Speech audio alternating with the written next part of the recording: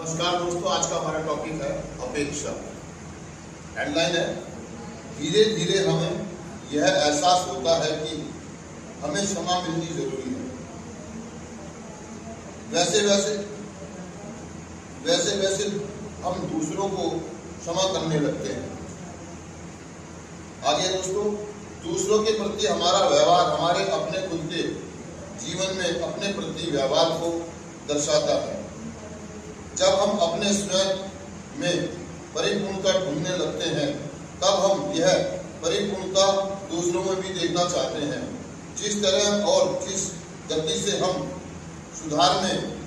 अपनी जिंदगी को सुधारने और ठीक करने के लिए कोशिश करते हैं, उसी तरह हम अपने दूसरे संगी साथियों से भी यह उम्मीद करने लगते हैं कि वे भी हमारी ही तरह कठिन परिश्रम और उतनी ही गति से सुधार की दिशा में अग्रसर हो। और जैसा कि अक्सर हम अपनी खुद की गलतियों के लिए अपने को माफ नहीं कर पाते हैं, तो उसी तरह हम अपने दोस्तों और परिजनों को भी अपने से दूर करते चले जाते हैं। जब हमें लगता है कि वे हमारी अपेक्षाओं पर खरे नहीं उतर रहे हैं, लेकिन अन्य के कदमों पर चलने से ही हमें अपनी सीमाओं और अपनी मानवीय दुर्बलताओं को समझने में मदद मिलती है। हम अपनी असफलताओं को इंसानी गलतियों के रूप में देखने लगते हैं। हमें एहसास होने लगता है कि हम कभी भी परिपूर्ण नहीं बन पाएंगे और कभी कभी ऐसा भी समय आएगा जब हम खुद को और दूसरों को भी निराश करेंगे। ऐसे में हम क्षमा की आशा रखते हैं।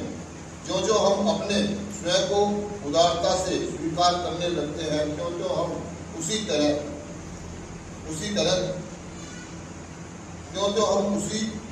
स्वीकृति और सहनशीलता से दूसरों को भी देखना शुरू कर देते हैं। हमारी तरह ये लोग भी केवल इंसान हैं जो अपनी तरह से अच्छे करने की कोशिश कर रहे हैं, और इसी कोशिश में कभी कभी वे असफल भी हो जाते हैं।